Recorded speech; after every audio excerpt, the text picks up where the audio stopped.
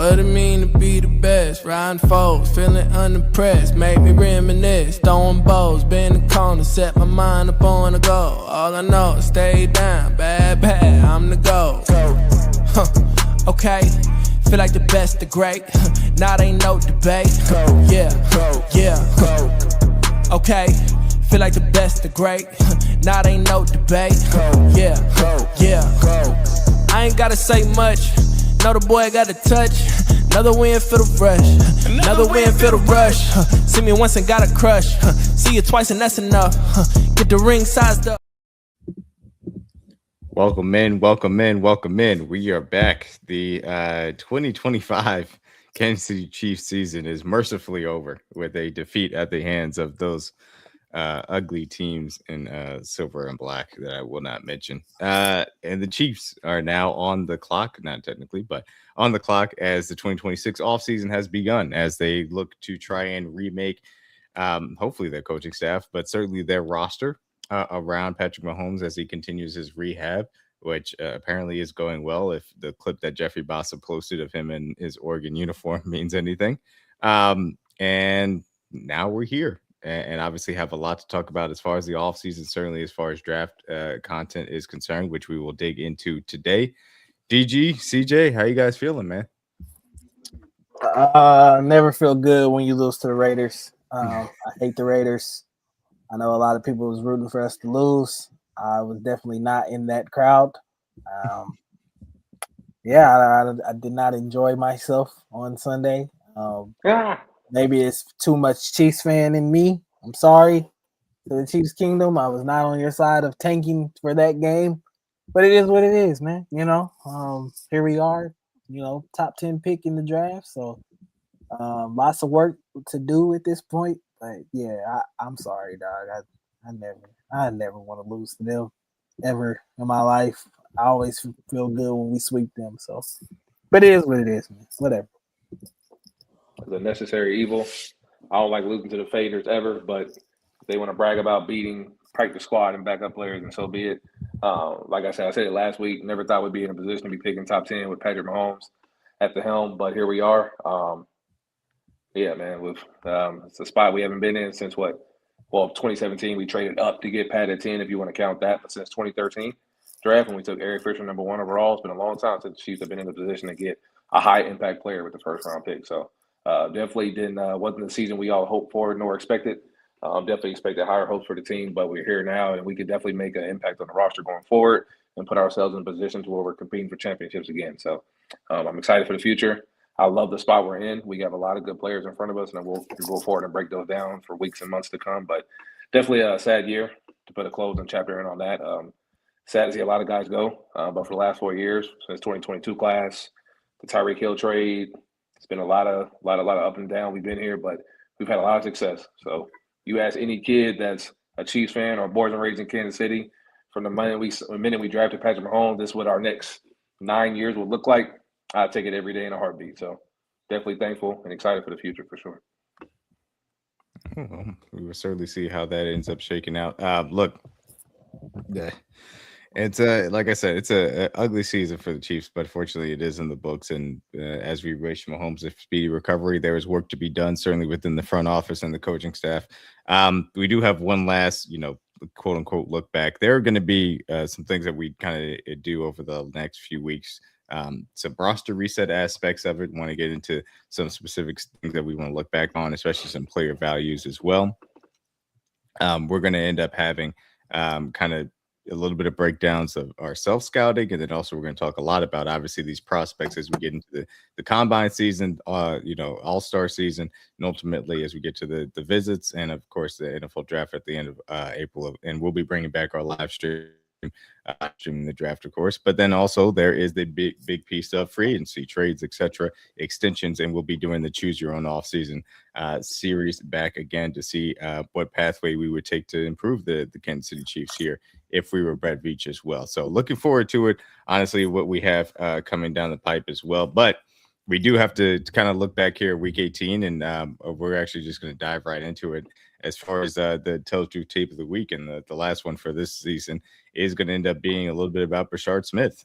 We did get an extended look at Brashard Smith, and I thought that we got to look at him in a few different run concepts that it was interesting to take a key in on.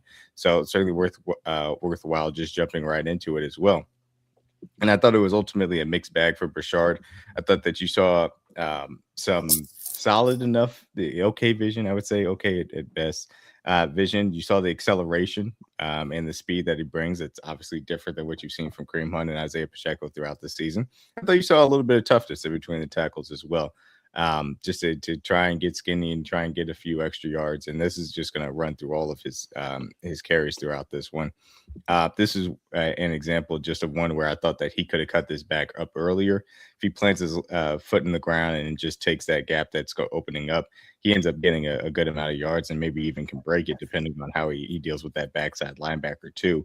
That Noirzad, I believe, ends up not being able to totally secure on the backside, but he just takes it a little bit too far outside, ends up running himself into a tackle ultimately. And it wasn't too often where that happened on tape where he just completely missed things, but that was an example of it. This was, I thought, a good run, shakes off the defensive end, is able to take that trap play effectively. How do you guys feel about, Brashard Smith and what you saw out of him? Oh, man, I was honestly pissed because it's like, why? How do you go a whole year and know that you have this kind of talent sitting on your bench? And I know a lot of people are like, well, he was a receiver before he was a running back or whatever. So can he really handle carry? Like, I'm not telling you to get a man 20 to 25 carries a game, or make him the bell cow back, but like, damn, he couldn't get a carry or two or three at least per game.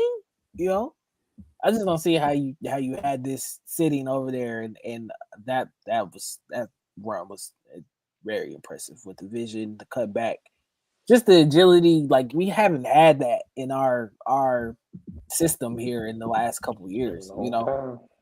Credit to Pacheco and guys like Kareem Hunt for trying to hold us down for the times that they have, but there's just a different kind of gear that Brashard has, in our backfield, and plus adding the receiving ability with that. So it was great to see him, get out there and try to handle some carries and see what he could do. I didn't know he had that kind of contact balance as well either, which surprised me. He ran tough. It's not something that I would want to see him, be, like I said, be the bell cow back and trying to put him out there to handle, the rock 20 to 25 times. But I do think he's worth being, somebody that could come in and spell, a more premier back in our backfield to add some explosion to this offense, and then I also think he has the ability that if, he gets a seam, one of these days, one of these holes open up and he gets a seam, he's gone. You're not catching him once he gets in open field. So, yeah, I thought this was an example of one that he could have taken a little bit earlier to be able to do so. But like you said, you saw a little bit of that contact balance, the way he was bouncing off some of these tackles, and certainly the acceleration to the outside. And then this run, I think, will be the next one, to be able to have the patience to the front side and wait, and then be able to get backside all the way. And then the agility and quickness he showed, obviously, to get back there too. So it's very impressive. CJ, how'd you feel about his performance? Oh yeah, I think he showed his versatility. I know a lot of people remember his days at Miami from playing running back, but he played full-time receiver. But he played full-time running back at SMU last year, and I actually thought he did a pretty good job, honestly, handling the workload there. So obviously, coming to the NFL, he's not a every down back, but he's a guy that can come in and share carries and give you maybe 10 to 15% of the touches that you would like a running back to get. So I think this is just, like I said, a preview of what Brashard can bring to this offense. He brings speed and explosion, like DG said. Vision could be better, but let's be honest, these were his first true carries really of the season.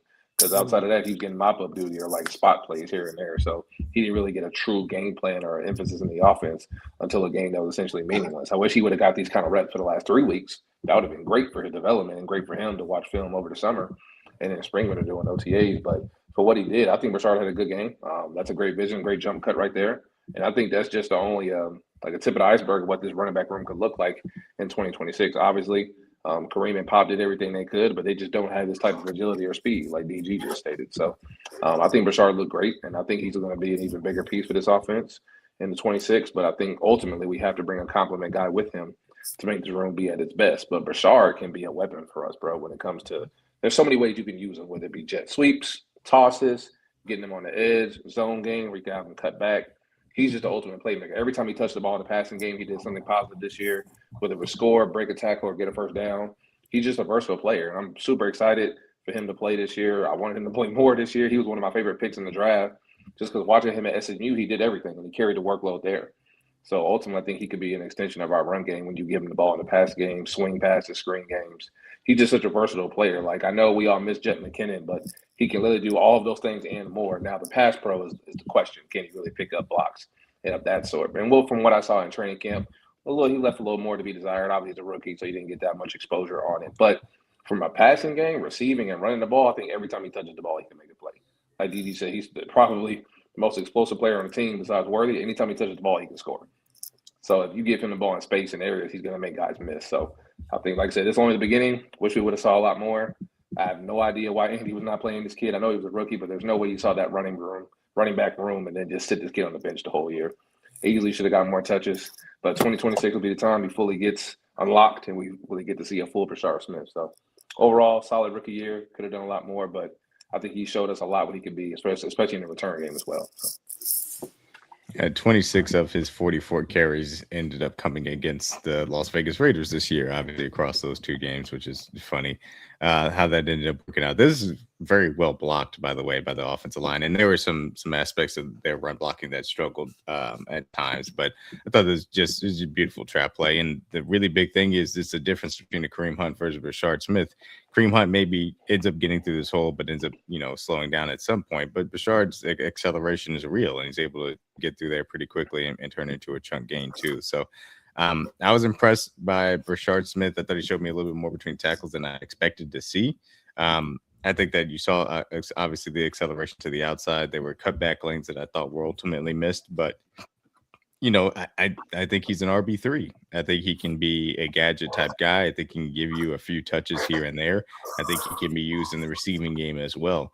I don't think he's a difference making running back. I think that he's also a returner too, but there's more to him than certainly we got out of him this year. And that's, unfortunately it feels like that's the story of the entirety of the team. CJ, do you want to have a whole episode with CJ about me, nigga? Yeah, why that? Nah, I'm playing. I was trying to wipe some shit off my screen. My phone. CJ was like, "Let me just go ahead on Summer Jam about me, real quick." Nah, I'm playing. But yeah, I was impressed by some of the things that Brashard Smith was able to put on tape. And again, just not enough of him that we saw from this season, especially given how bad the running back room was. There could have been opportunities to show more. You can spend a little bit of time on Dameon Pierce down the line. I didn't really see anything worth clipping as far as when I looked through the tape, though. So we'll maybe circle back on that when we talk a little bit about the in-depth roster aspect of it as well. Hey, so I know we all wanted to see, but John, that's mean. You didn't have to take shots at Pop like that. That was mean. That's not funny. But no, all in all, I think Brashard should definitely get more touches in 2026. We all wanted to see him play more. I think as bad as this room was and as vastly as we assume Pop's not coming back and Kareem's not coming back, I think it's a pretty obvious that Brashard's going to get a lot more touches next year. But go ahead, D-Man. Mm-hmm. Yeah, no, absolutely. So yeah, that's a little bit about Brashard Smith and some of the things that we saw on tape from him versus the Raiders. With that being said, I do want to go ahead and transition over to the other side of the ball because we did actually get a lot of Jeffrey Bassa run, fortunately. And I picked out some of the clips that I thought were particularly relevant, I should say, to some of the skill sets, some areas in which he struggled, which is to be expected, but where I thought that it was important to point out some things that he brought to the table. Specifically, sorry about that. This is a good example, in my opinion, of the kind of space that he covers. This is for the record, he's to the right of Nick Bolton here on that right hash, or I guess the top of the screen hash. They're going to run a little bit of slant flat combo here. And there's a gap there into that slant window that Jeffrey Bassa, after the snap, does a really good job at closing quickly enough to make sure that that's not going to be an available throw. As a result, Aiden O'Connell has to throw it out to the flat, and Fulton ends up getting a PBU. But I thought that it was a really nice example of his lateral agility showing up in that specific aspect as well. We got some good run for him versus the run, in my opinion, which is important just to see how he fills gaps. Does he see them? And then how does he bring his physicality with it? The first example was a good one where I thought, pick the right gap, was there, didn't necessarily make the play, but forced Genty alongside other people to be able to cut or force them to cut back. Nadi makes a nice little tackle there at the end. Why you say little? This one's a little bit of an interesting play. After this one, obviously you're going to get the screen to the bottom of the screen. That's not the screen. Oh, that's funny. The screen to the bottom of the screen. That's not going to end up, being completed. But Jeffrey Bassa is at the top of the screen, lined up right behind the defensive end there. And he's going to come on a blitz, but then realize that it's a quick pass and immediately shift to getting to the underneath route. That's a quick stick. And so he comes in and is immediately getting out to the tight end on the other side. And it's just a good awareness, in my opinion. The fact that he saw the balls getting out and immediately tried to get back out there. Then it may have been something that was called for him to do so. It's definitely possible that it is, but at least he was aware of where he needed to go, which is, more we could say from some of the other linebackers as well. Another example of him on the front side, 71 does a good job, kind of stalemating him when he ends up getting there. Bassa doesn't exactly shed the tackle, but doesn't shed the offense tackle, but doesn't shed the block well there.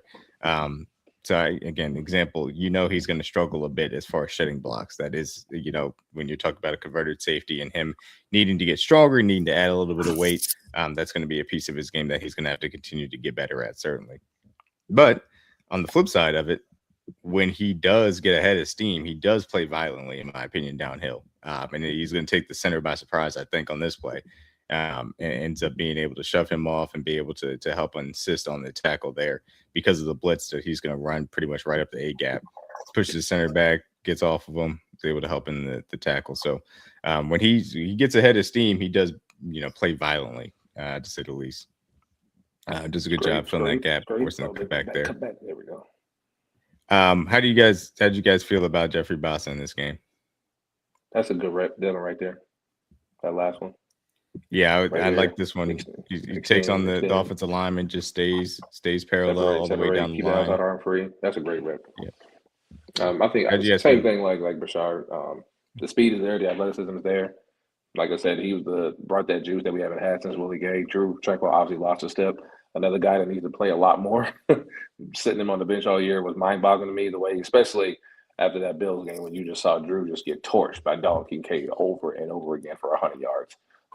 This year, we obviously played better against tight ends, but that game was the one that pissed me off the most because we all said that week Jeff needs to play. If there's ever a week he should play, it should be this one. So obviously, I'm expecting a lot more from him this year. Obviously, he's going to get a lot more run because we expect Drew Tranquil to not be back here as well. So, no, the athleticism's there. He's going to have some growing pains, but to DMac's point, I would have rather had those growing pains now, and then his sophomore year, he'll be much more of an emphasis and a focal point in our defense to be more comfortable and going into training camp with more confidence. So I'm sure he got a lot of mental reps this year, being in the team and obviously in practice, but I would have loved to see him get him a lot more reps like this in the season when the games mattered rather than just this game. So, but I'm super excited for him and just like Brashard for 26 for sure. He'll be a big part of our offense or a part of our defense, and we need that explosion and speed back there for sure. You're telling me that a guy who used to play safety can actually cover and has speed. Interesting. And has speed and athleticism. He can run. Wow. I didn't know that. Mind blowing. This is. I'm just be honest, man. Maybe I'm gonna get on a little bit of a rant here. Solo screen for DG. I'll say this. Steve Spagnuolo has 1 year to fix this. And if he continues to let guys like this sit on the bench and not play them, he needs to be fired. I think this is one of those steps where this is ultimately not playing this kid was, I think, is worth the fireball offense, in my opinion. Especially when you saw how badly you struggled in coverage from the linebacker position and tight ends and things of that nature this year, especially seeing Drew Tranquil out there, who we all know is getting older, doesn't have the same juices he used to probably have. And you allow this kid to sit on the bench and not even sniff a defensive snap. Remotely just turned him into a special teams player most of the year. So I love Steve Spagnuolo. I think he's a genius. Like I said, I think he's Hall of Famer, man. Hall of Fame DC. But if this continues to happen, we continue to bring in guys like this draft after draft, and you don't play them all because of them being a said rookie or not knowing the full playbook or whatever the reason is, Steve Spagnuolo might have to go. That's all I have to say. All right, fair enough. We had to get out the way so that DG can go ahead and give that rant. I do not blame him for that one bit. I wanted to show this specific play. Bassa, well, we'll start from the start.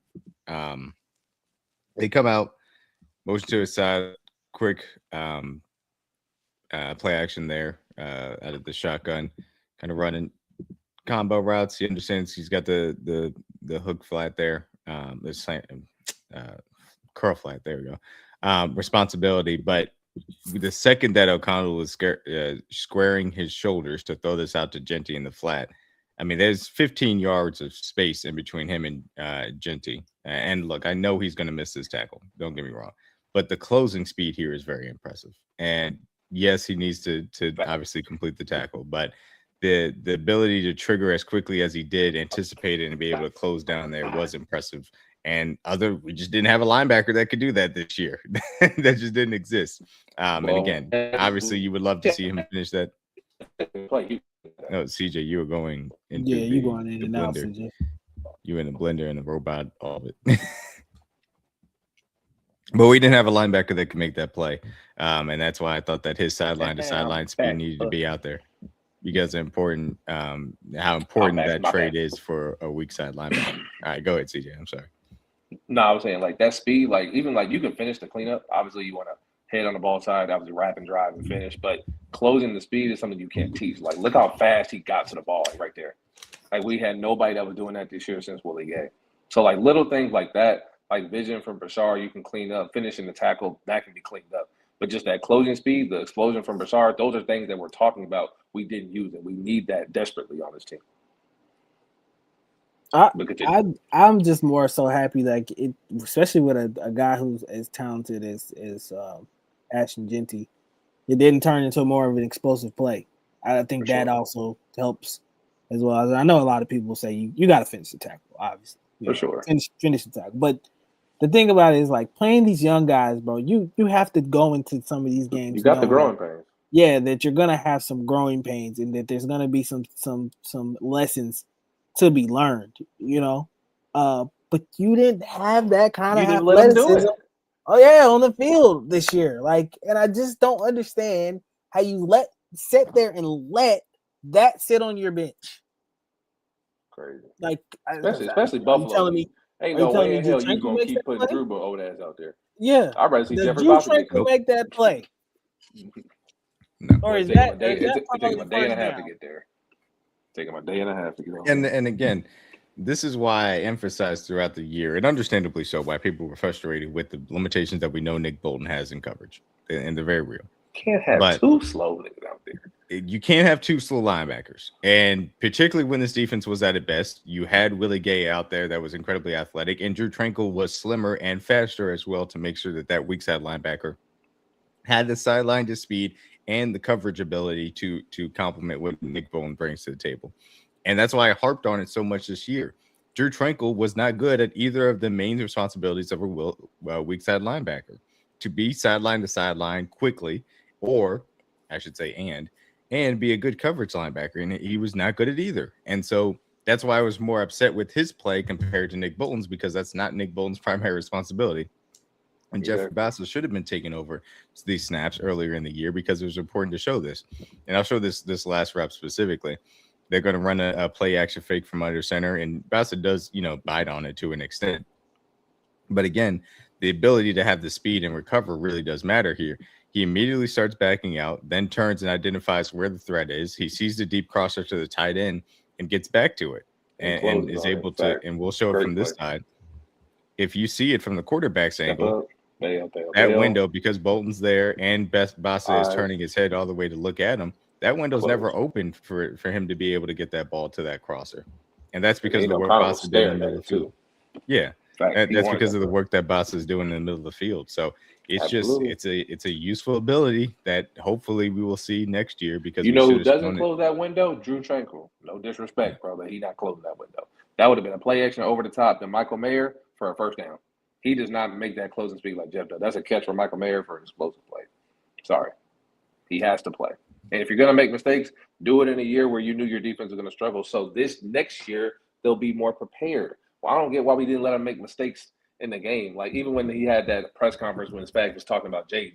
Jaden's done some things in practice. I'm like, why can't they make mistakes in the game? They're going to make mistakes regardless. Who cares where they make it? They have to go through the growing pain somehow. There's no way around it. It's inevitable. So let them play and make a mistake. Then make a mistake in practice. I don't care about practice. I mean, I do, but I want them to do the mistake on the field, because that's where the impact, and they're going to remember it more. That's when you learn from your mistakes from. I mean, practice is cool, but live game reps is the most invaluable experience a player can get. And you took that from them this year. You literally did not let Jeffrey Bassa, Jaden Hicks, or Brashard Smith on the offensive side. You didn't let them play enough. And now we're going to have them try to make them go through those growing pains next year. Then we're going to be saying the same shit. Oh, they're going to – you could have already went through that first step. You feel me? The big thing that I just it's annoying because in 2022 we relied upon the rookies and we went through their mistakes. Super Bowl run. Thank you. Right. We had no issues with – we went through the growing pains, especially at the positions that we knew we needed them at, and we allowed them to go through it. And we just needed them so many times throughout the season, and we just weren't willing to make the proper adjustments. DG, I saw you talking to yourself. You, listen, man, I got.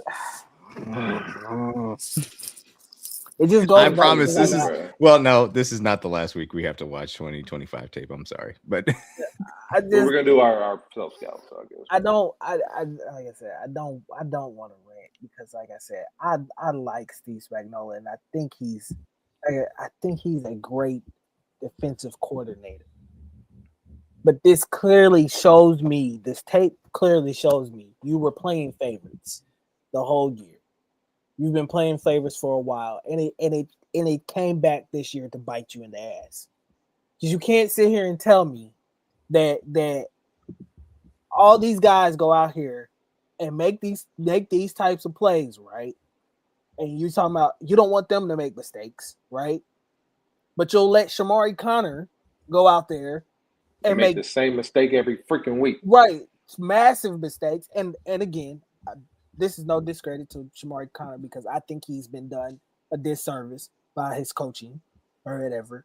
I think the coaches has put him in bad positions after bad positions, knowing his limitations or whatever. But you'll play him. But you won't play these guys who clearly have the athleticism, have somewhat of the instinctual attributes that you would like to have on the field. And sometimes, even if they don't have that, literally have the athleticism to make the plays on the field.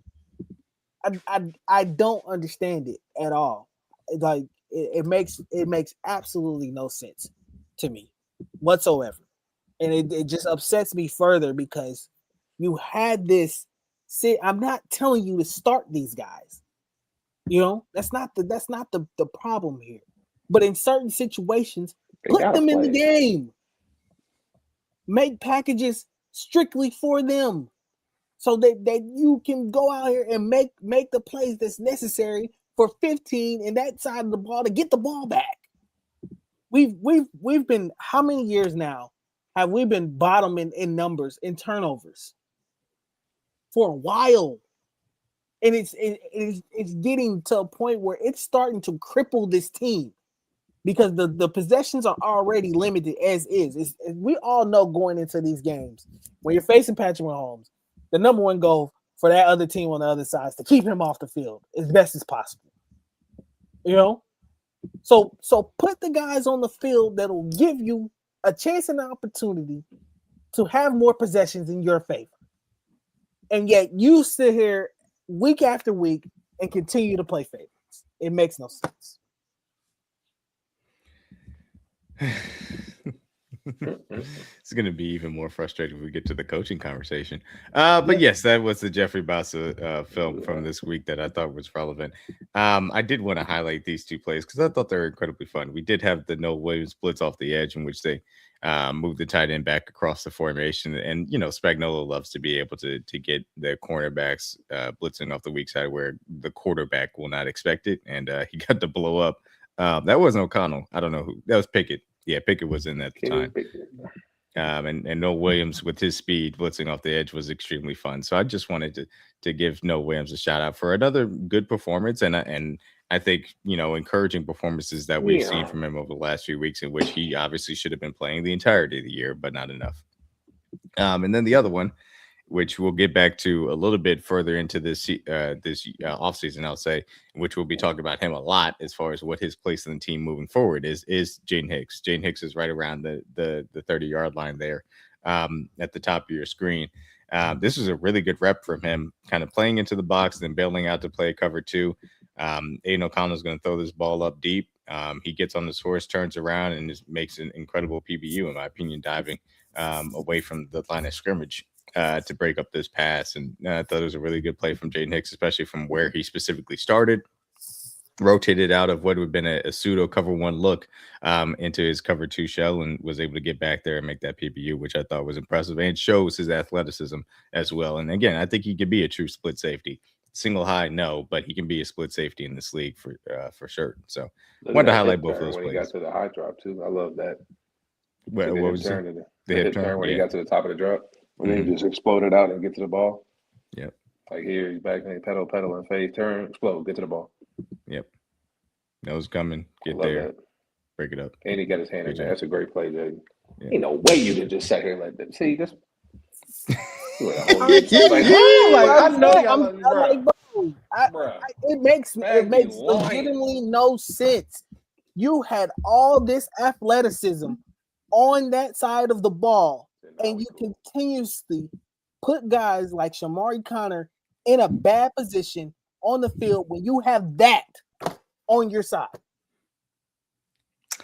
And don't allow him to play because he makes too many mistakes. Even though the players you put in front of him did. Game like Shamari don't make them. Like no, can't make. I want to say that press conference is literally what made me mad.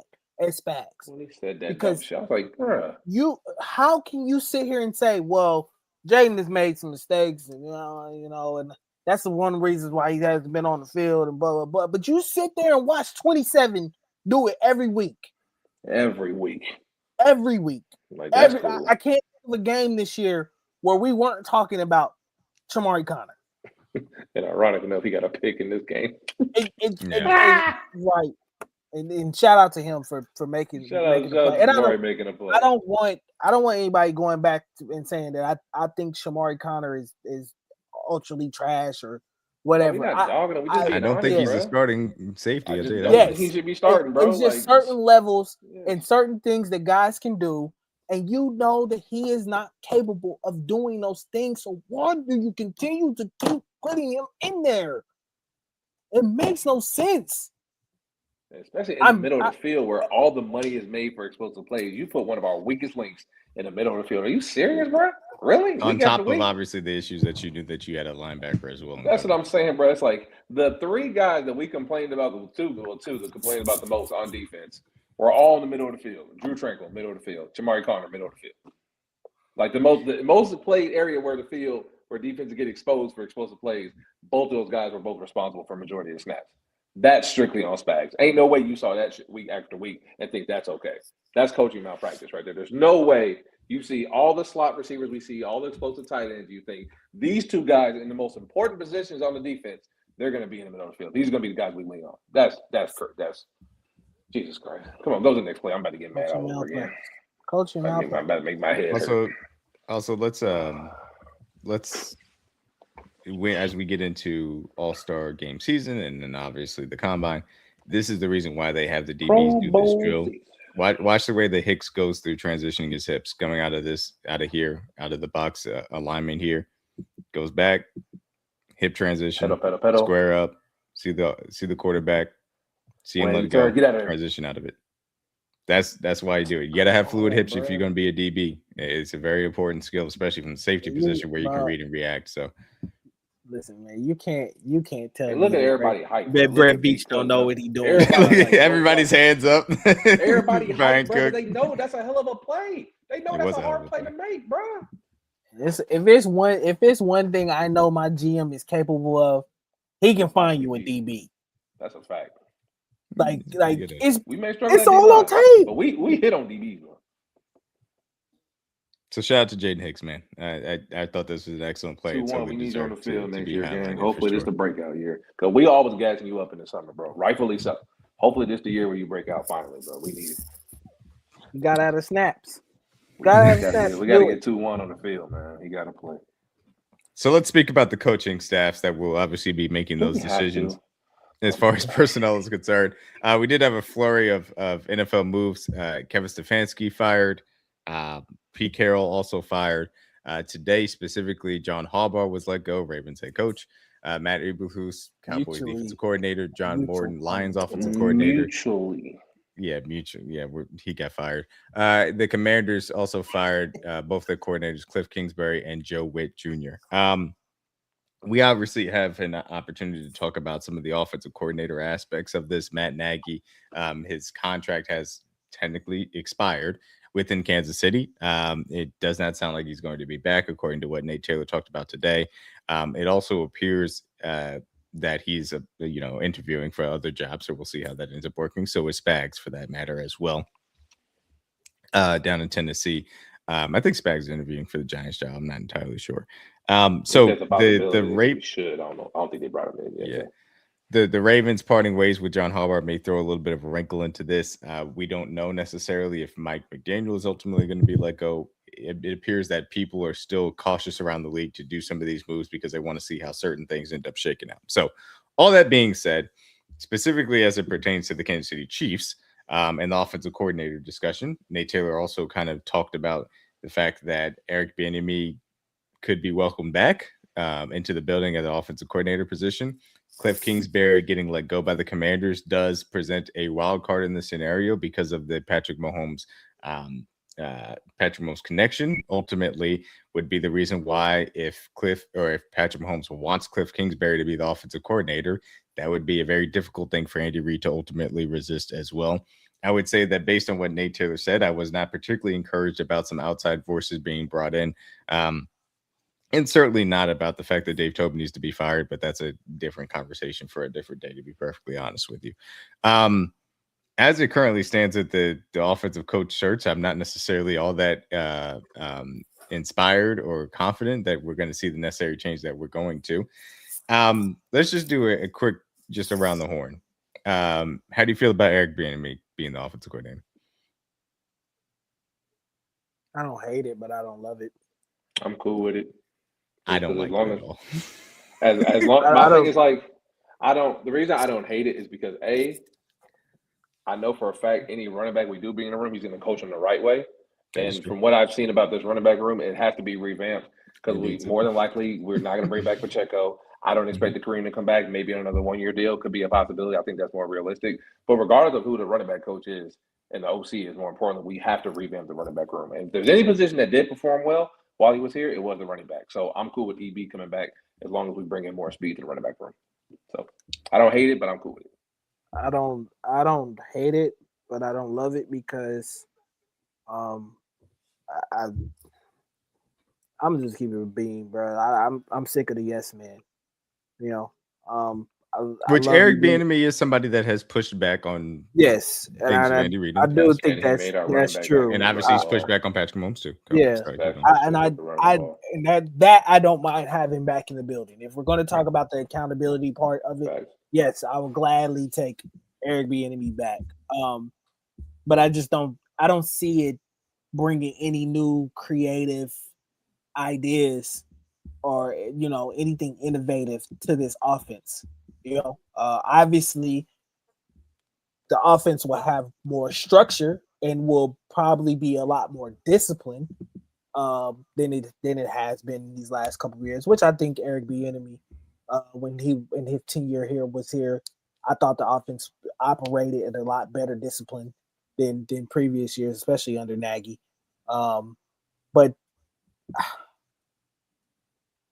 I don't know, man. The biggest change, like the OC is important. I know we all want to see change, but the OC don't matter who it is. We could have the best OC of all time. We could have Jesus Christ out there. If we don't have a better running back, it doesn't matter. Like, I disagree.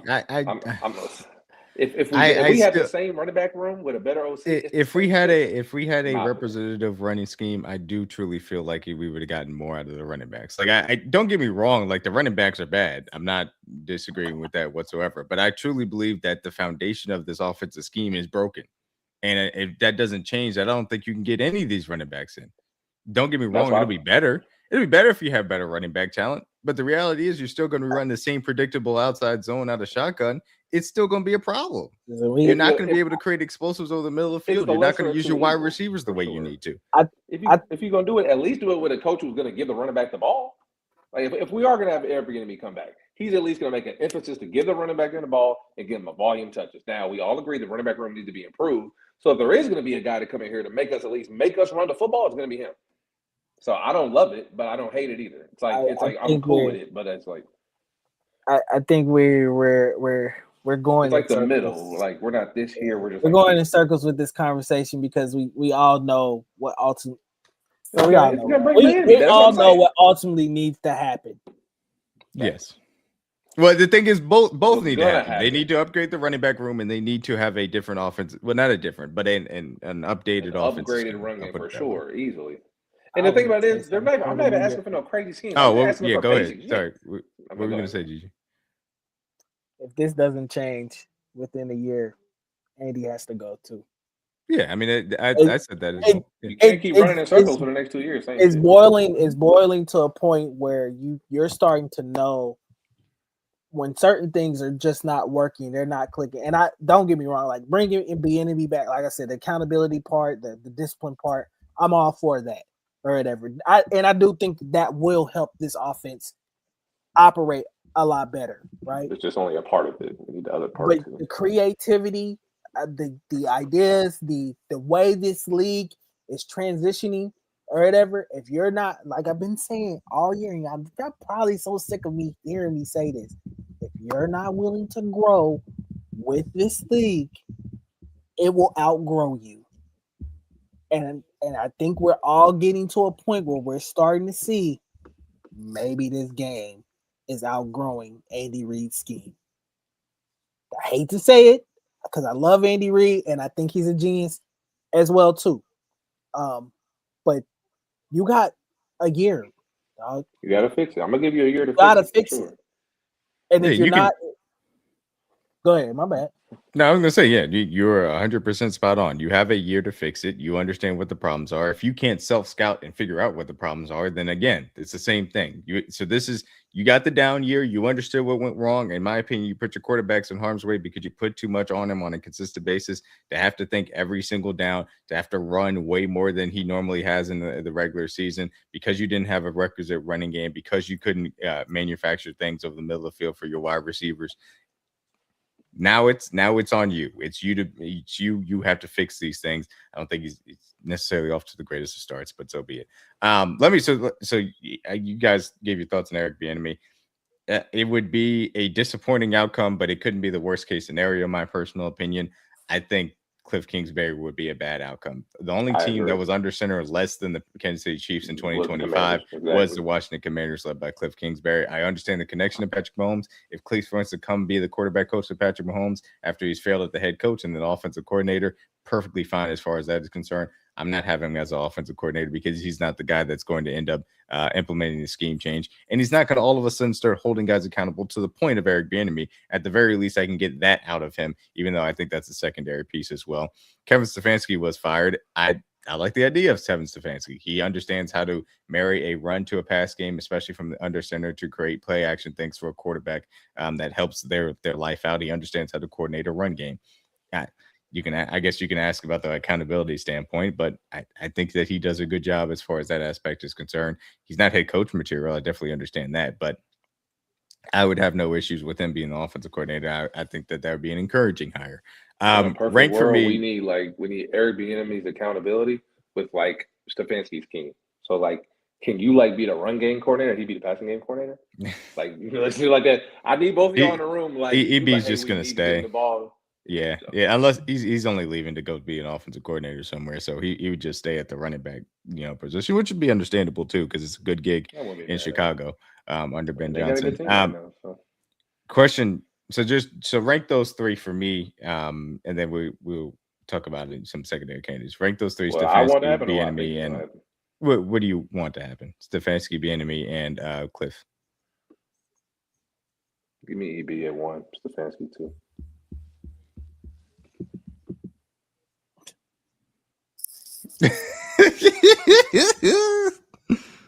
I mean, it's just like I want Stefanski here, but I know that shit not about to happen. So just EB at 1, bro. Yeah, EB at 1. Stefanski probably 2. Yeah. Just upgrade the running back room, sign EB, and we move, bro. It's gonna be annoying, but at least I know my running back room is gonna be faster and more athletic. So fuck it. I'd rather Mike Kafka come back than Cliff Kingsbury being. Oh yeah, for sure. That Cliff where'd you put Kafka in there?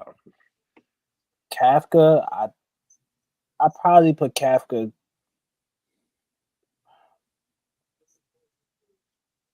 I'd probably put him maybe over Bieniemy. But then again, I don't know how much of a voice he would have. They had a good run game in New York. But yeah, I mean, it'd probably be a tie between him and Bieniemy, if anything. I'd be okay with both of them being back. Yeah. Kafka was not mentioned much of the building according to Nate Taylor as well. I think he's probably end up staying in New York. So. Yeah. Should be interesting. It depends on who the next guy is that want to bring him in. Yeah. Exactly. It's going to be interesting to see. Some other guys that have been passed around. What happened?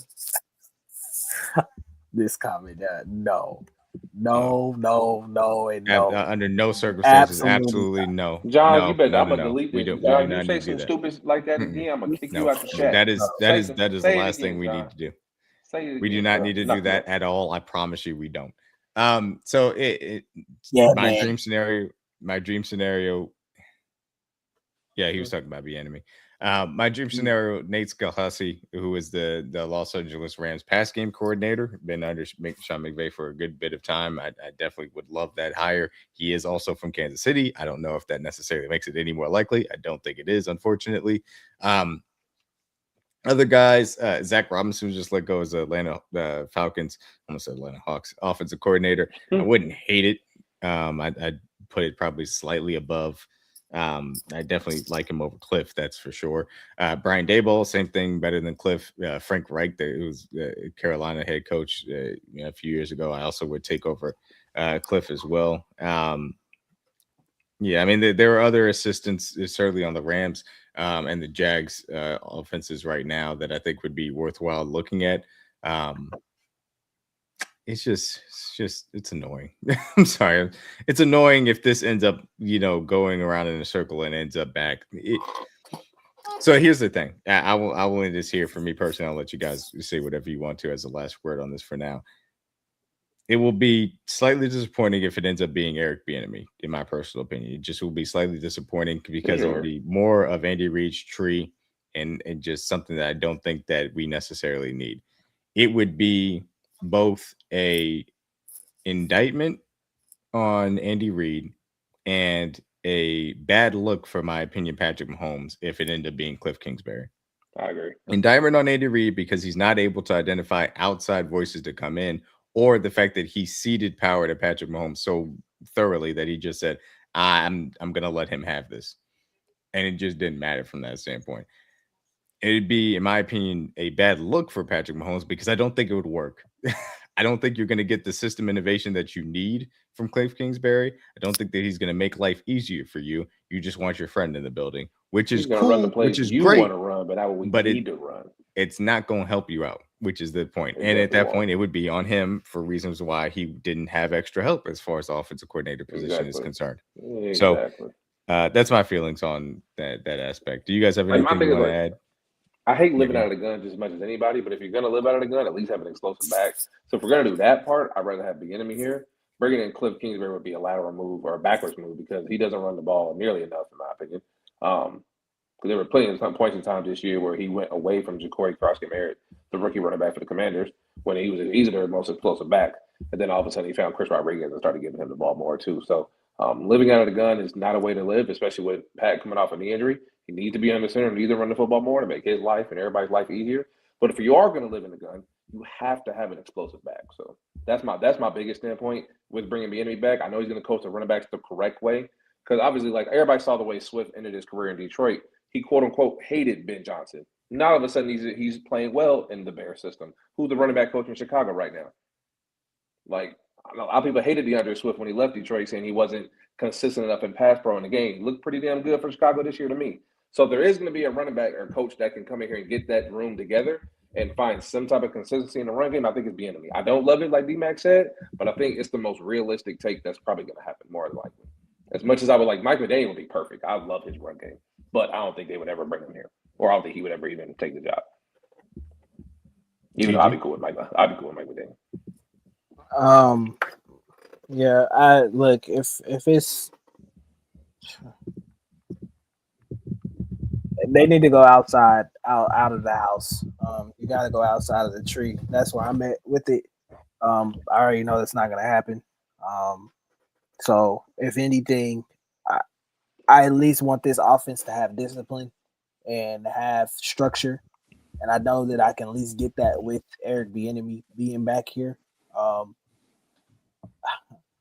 The one reason I do hate it, though, is because there were so many fans that they drove Eric Bieniemy out of this city for the simple fact that he was willing to shake up the room and let his voice be heard or whatever. And now it's crazy that all these people want him back, you know.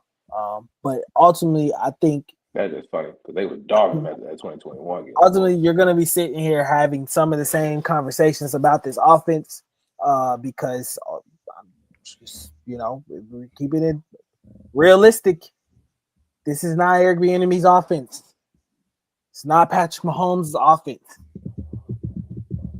Buck starts at the top. The blame has to start at the top. Andy Reid is responsible. It's him who calls the plays, who comes up with the game plan. And I understand like people have their hands in it. Ultimately, nothing happens on that field if Andy Reid does not approve of it.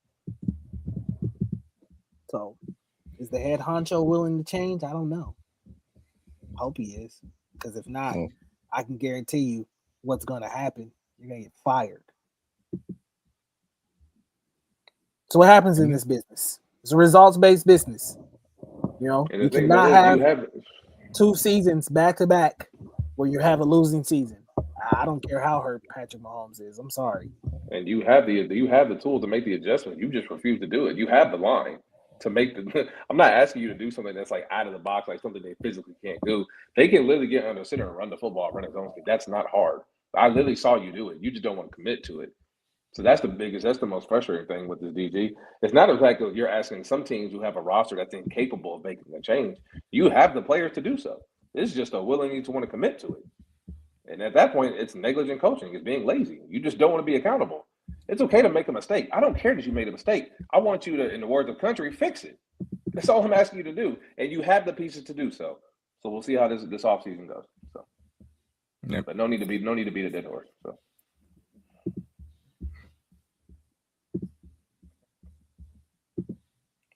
Okay. Sorry, I was double checking something. Annoying to say the least. It is. Okay. I just wanted to make sure.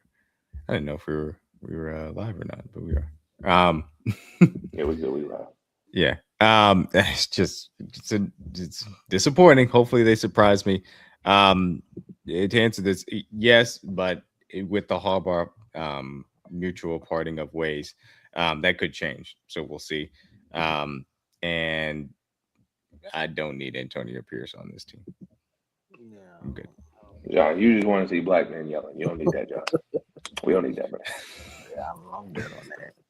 All right. With that being said, now we can get to something a little bit more fun, which is the Chiefs have the 9th pick in the 2026 NFL draft due to them losing over the back half of the schedule and having the worst offense in the National Football League since Patrick Mahomes has gotten hurt. And now they will have an opportunity to pick a top prospect. I think we want to do this at least likely to most likely, or I guess least available to most available. Did you get the clips I sent you, DMac? I did get them. Yes. Okay. Yeah. Does anybody want to specifically lead off with the prospect?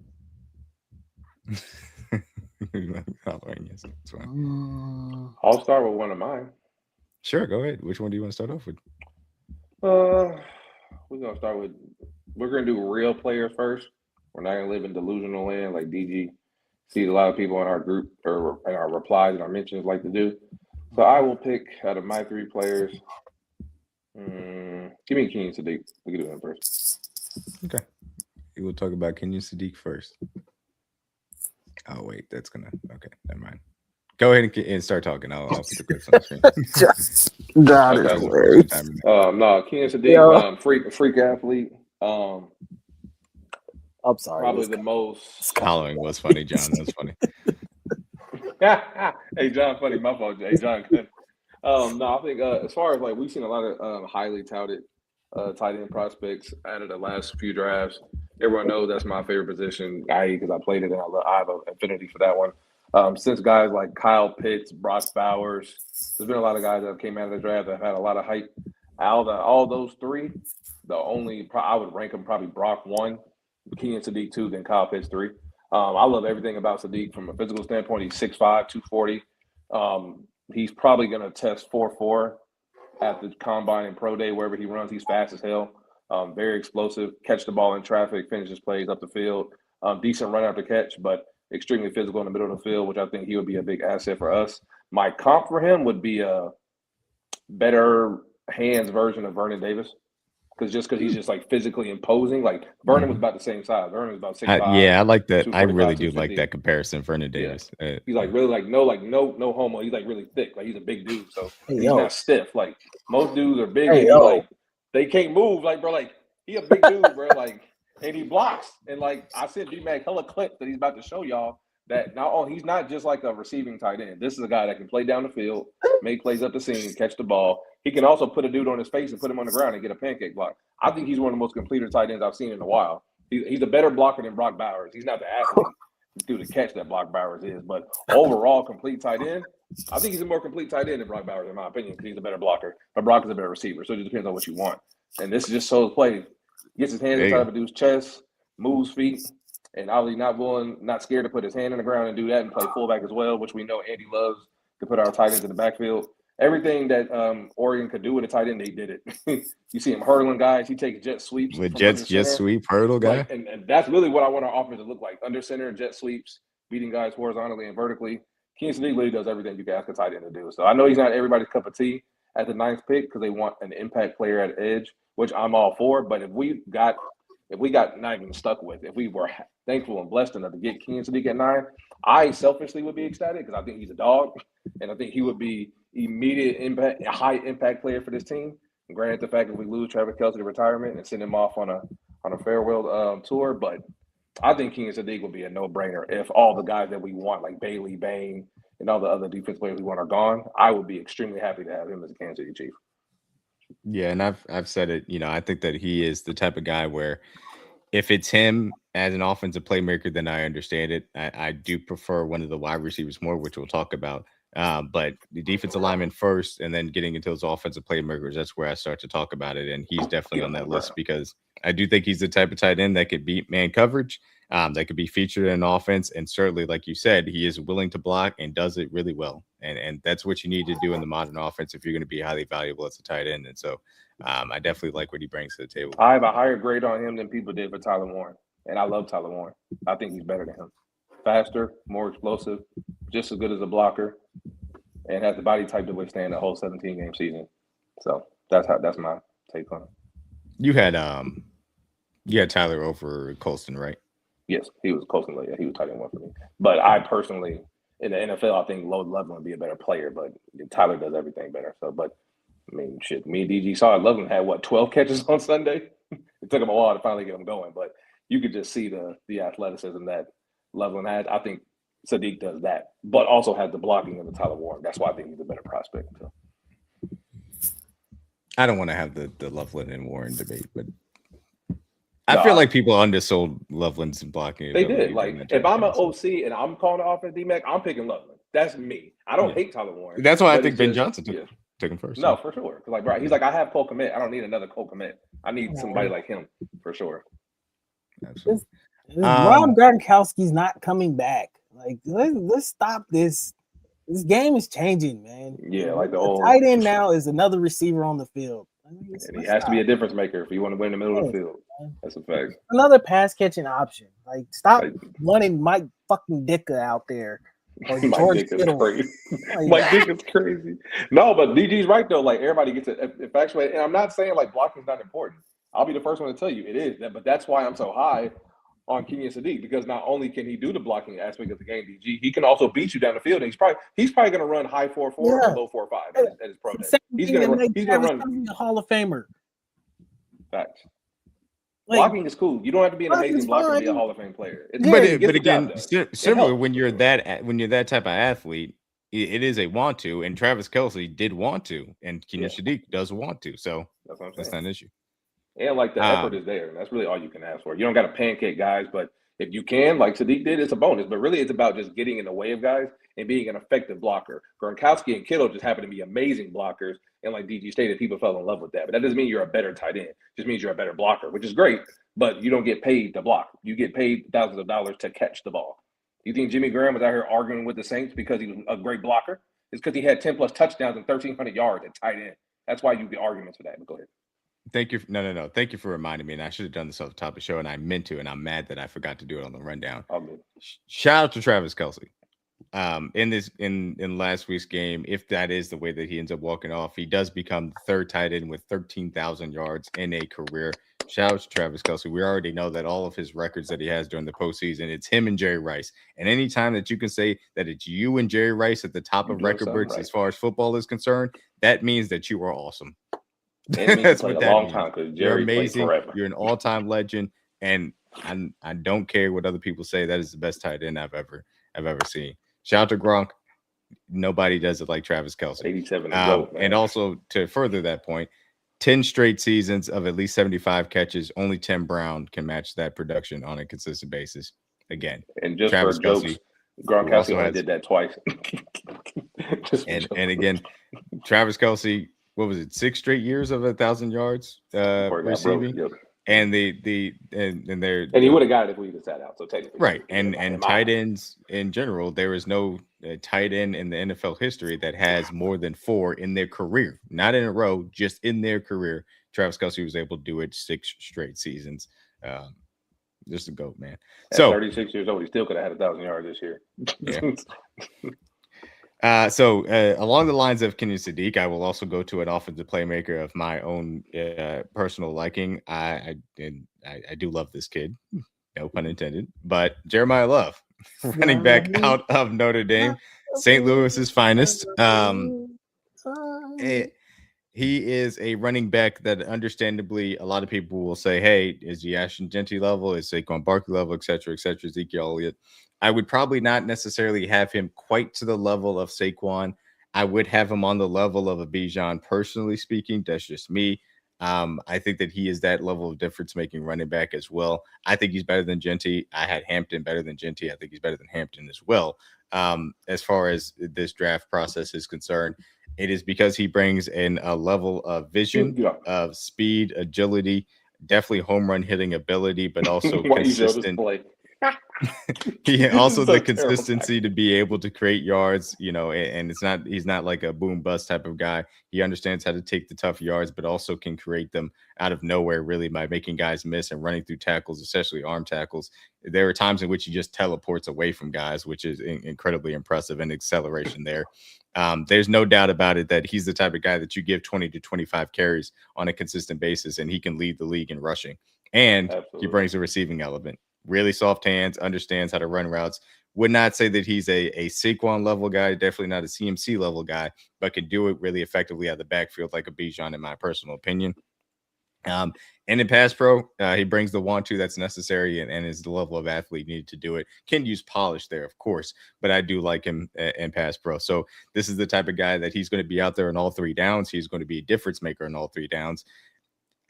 There is an argument to be had, of course, about the running back position and its value, and I have my own reservations about it.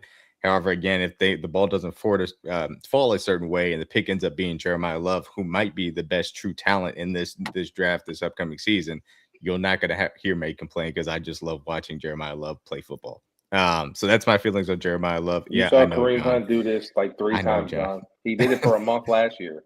Kareem Hunt literally carried this offense. What are you talking about? He got 30 carries in a game this year.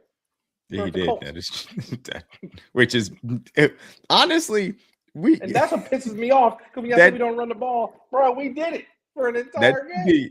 Giving Kareem Hunt 30 carries is kind of a misdemeanor, man. That's kind of abuse. I'll be honest with you. Bro, he had last year. I make this joke with DMac, but I'm dead serious.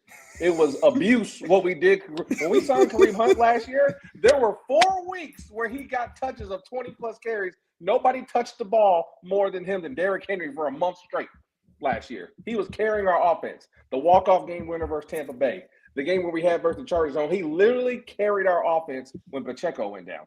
And we were trying to figure out what we were going to do when Rashid and everybody was out the lineup.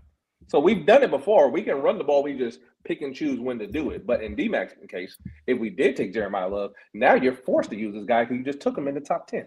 So I would like Jeremiah Love. I would love this pick. If it's not Sadiq or him, would be very upset. Yeah, I understand. I like DG, which one do you want to go with? We're like, I'm with TJ. We're not gonna start off here in La La Land, because get to the real ones. We're gonna be realistic here. So first guy I'll start off with is Keldrick Falk, defensive end. Now, why don't you do an Auburn guy first? Because I'm going to get to why. Go ahead. Keldrick Falk, man, defensive end, Auburn, physically imposing, high upside defender, man. Long, great size as well, 6'6", 275. He's got the prototype that you would want in the Steve Spagnuolo defensive end. He's great run defender, sets the edge really well, absorbs blocks without losing ground. Yeah, man, he's essentially what Steve Spagnuolo would want in his defense. Sad part about Keldrick Falk, not a lot of production. Right. Not a lot of impact.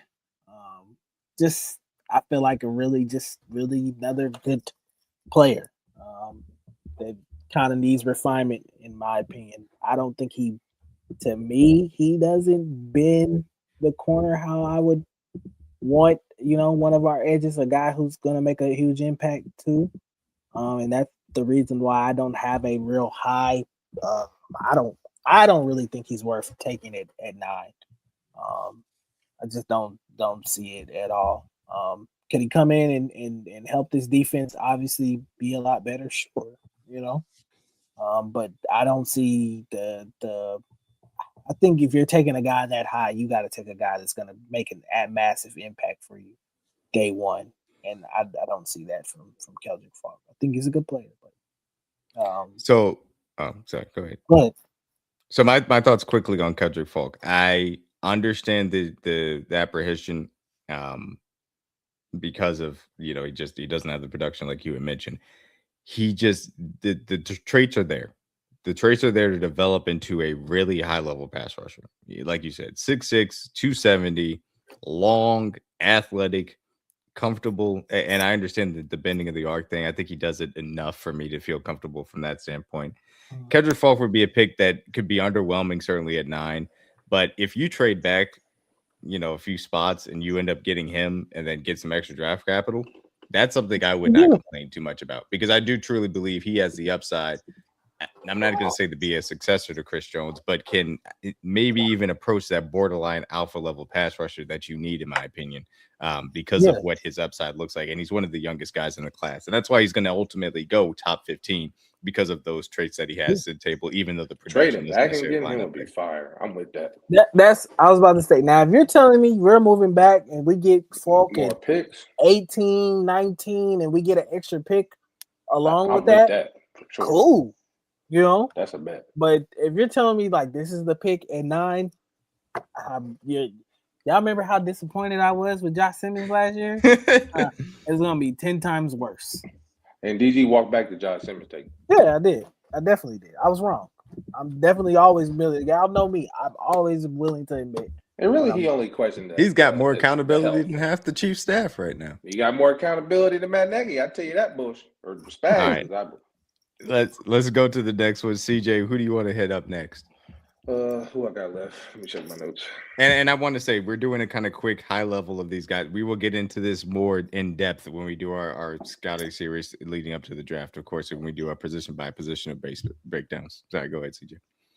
Give me Carnell Tate at Ohio State. All right, let's go to Carnell Tate. Beautiful, because I just put up some of his highlights for a longer clip as well, so that's beautiful. Perfect. Talk to me about Ohio State, man. Carnell Tate, was he? I think he's probably going to, if he measures out, probably 6'3", if I had to think, around there. About 209, 210. Really good at attacking the ball at the highest point. I think every time he touched the ball this year, me and Chuck kind of made a joke because we always bet on him for ATD. We called him Big Game Tate, because every time they were double teaming Jeremiah Smith on the other side of the field and they were making a play up the field, it was more likely going to Tate for a touchdown. So definitely a different body type than what we've had in the past, a bigger body receiver who can go attack the ball at the highest point, as you see in the clip, can run every route. Definitely is good down the field as far as running posts and goals and everything as far as double moves. Better down the field receiver than he is short. He can catch all the short routes as well. But I think if you want somebody that can play true X receiver, which is what this offense desperately needs, because then you can allow guys like Worthy and Rashid to play Z and allow them to play slot and do all the short and intermediate stuff and truly have a guy to take it over the top. He can do that for you. So obviously I think he's a difference maker, a guy that can go out there and beat one-on-one coverage, can beat double team coverage if need be. He can come in and immediately start for you day one. You don't really got to teach him too much. A good route runner, not a great route runner, but I think he can come in and be a starter for you day one. I'm not in me personally for our offense and what we need. That's why I put Sadiq as a higher priority in this offense for us. I think we accentuate our tight ends more and we make them more of a focal point. But Carnell Tate could immediately come in day one and be an X receiver for us and make plays down the field, because he's going to get one-on-one coverage, because guys are going to naturally shade towards Rashid, obviously worry about Worthy, and they're going to allow him to have a safety over the top or one-on-one with a corner, and he's more likely going to beat him. And he's been doing that his whole career at Ohio State. Rarely has he been the focal point of your offense. So I would love Carnell Tate to be here, mainly just because he's something we've never had. We haven't had a true X at his body type size, outside of really Taekwondo for the short time we've had him here, if you want to use that as an example. But we haven't had a consistent guy like him be on the roster in really ever, if you wanted to joke around and say guy like D-Rob. So I think he would be an amazing addition to this room. I think he's worthy of a top 10 pick, like DMac said, any of the offensive players. I love everything about Carnell Tate's game. And my favorite attribute about his game is his hand. He catches damn near everything. When he's throwing, when the ball's going up to him in the air, one safety, two safety, one-on-one, double team, he usually comes down with it. And I love that about it. So. This is a skill set we've missed since Sammy Watkins has left. A taller wide receiver that goes and gets it at the catch point, but also has the release package and route running ability and frankly, the athleticism to be able to create separation on the intermediate and deep parts of the field. That's why I love the kid. I think he's, like you said, true X wide receiver, and we badly need it. I know people have the question about, say, Jeremiah Smith, how much is he's opening up for these guys, etc. I understand it. He doesn't need to be a volume guy, in my personal opinion. He fits the skill set that we need a lot because of Rashee Rice, because of Xavier Worthy, and the things in which, in my opinion, if you change the offense effectively enough, that I wouldn't have to worry about that standpoint. So, and Jeremiah Smith ain't helping you catch the football. Go watch all the plays. No, he's not. When he throws the ball up top, he usually going to get it. All the receivers on the joke always do this when they throw the ball to him. the more and oftentimes he's going to catch it. All that complaining about our deep ball when we know Pat has his struggles, you get this guy in there, put him in the offense. When he throws the ball out to him, he's more than likely probably going to come down with it. So, best catch point wide receiver in the draft, in my opinion. Go ahead, DJ. Easily, for sure. Easily the best hand in the draft. I think a good player comparison for him is T. Higgins. T kind of gives me those more speed, those type of vibes, with a little bit more speed. Maybe not like the route technician that T can be. I was going to say maybe Nico is not as fast. Yeah, I was going to say I think he's got a little bit more T, wiggle than T, to be perfectly honest with you. Yeah, he got a little more speed for sure. Not necessarily yak wise, but just more so in the route aspect of it. But I still it's a fair comparison. Body, I was just saying, like, as far as body size, control, point, absolutely. Catching the ball up top for sure. He gonna get it. Absolutely. I think he can give you the same kind of provide the things that T. Higgins provides for the Cincinnati Bengals. I think the same thing he can kind of provide for a team. Absolutely. So I guess I will be up next. I'm going to go to a little bit of an unpopular selection based on some of the conversations that I've had with other people as well. Let me make sure I pull it up. Yeah, there you go. We're going to talk about somebody that I think Chuck hates, to be perfectly honest with you, Mr. Peter Woods. Chuck, turn the tape off. Interior defensive lineman out of Clemson, a guy that I still think does have a lot of game-wrecking ability. True 3-tech, not necessarily one of the nose tackles that you talked about. Really nimble, in my opinion, moves well for his size, understands how to shed blocks, uses his hands pretty well, in my opinion. The reality is it has been a little bit of a letdown as far as Clemson's entire season was concerned, but man, I love the way that he goes about it as far as the 3-tech and being able to learn from Chris Jones. I think it would be an awesome thing for him as well. Again, he's maybe a little bit more in the, if you trade back and get him, Kedrick Falk type of range as far as that's concerned, and making me happy about that. But I do truly like him as a prospect. And I think that he could be very effective for this team and this defense, and certainly in a true even front scheme from that perspective. How do you guys feel about Woods? I would definitely have to dive into more of his tape, but I do think he's a very physically imposing defensive tackle. He's a big kid. I think that lining up him and Chris Jones and in between each other would be obviously, and then adding him, Omar would have a hell of a time, boy. I think, but also that Clemson team they left a lot to be desired this year. And I think that's the reason why a lot of people are down on them as far as prospects this year. But I can tell you one thing: you ain't got to worry about them gaining weight. No, that's bullshit. He's a ready-made 3-tech. Thank God. Yeah. So. But I do think it could be one of those things that, like, if it would help definitely free up Chris Jones a lot more, especially in the interior. You could have some allowed play, take Chris off the field, let him play just straight next to Omar. Yeah. Mm-hmm. Absolutely, definitely good. I'm ready, if Chris really does, trade back scenario. If Chris does want to kick out, you could still do a little bit more of that, or if you want to do some 3-down, 5-down type of looks as well, you can use them in those too. So, it'd be interesting to see again, maybe a little bit more in that Falk kind of trade back range, but it's at least his defensive line help ultimately if he ends up being the pick at 9.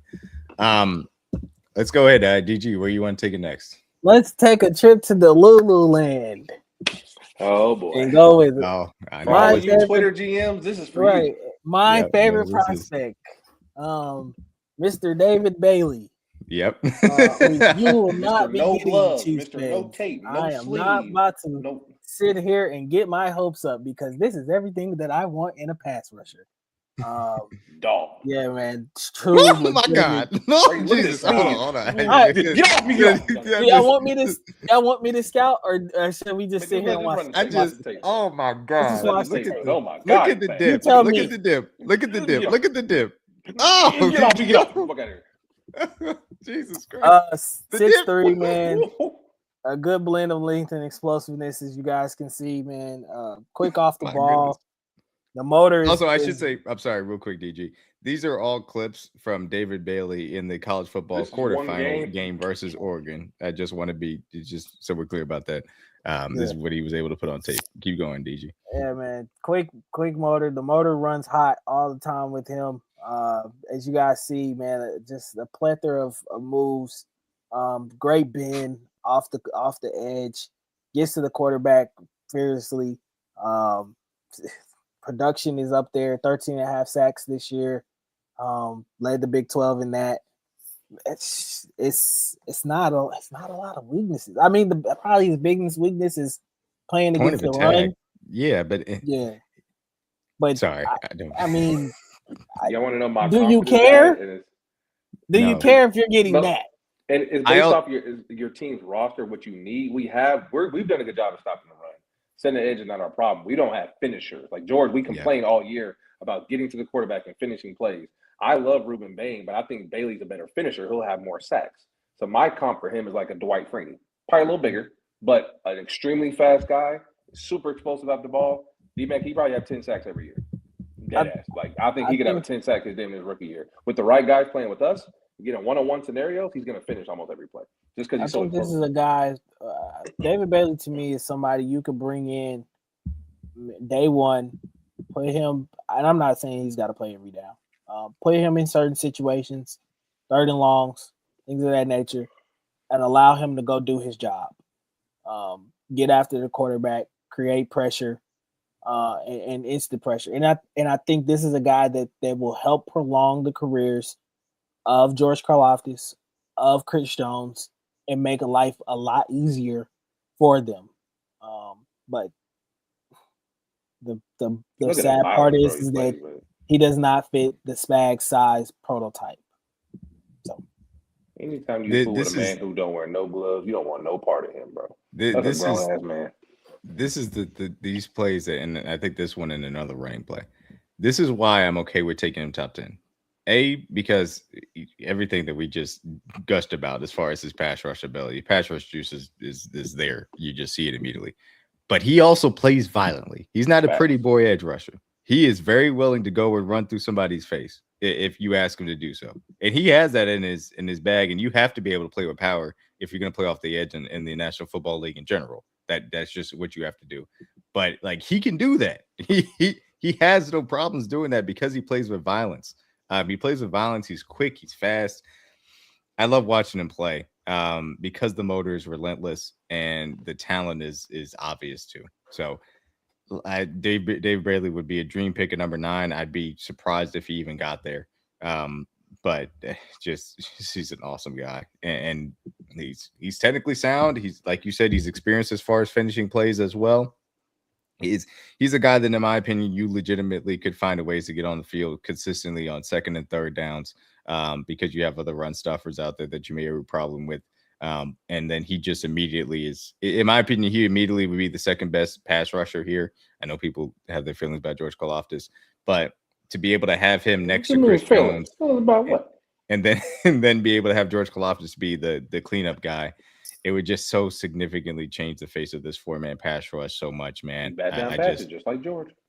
It would be an incredible addition, man. Yeah. So yes, that was the land of delusional because of how awesome David Bailey is, to say the least. We know he's not gonna be there now, but CJ, go ahead and finish it up with your last guy. Take me through there. Oh yeah, look at my notes. Gordon Tyson, wide receiver out of Arizona State. I think he's probably gonna measure out at about 6 feet, maybe 6'1". I think he weighs about like 180, maybe 190, something around there.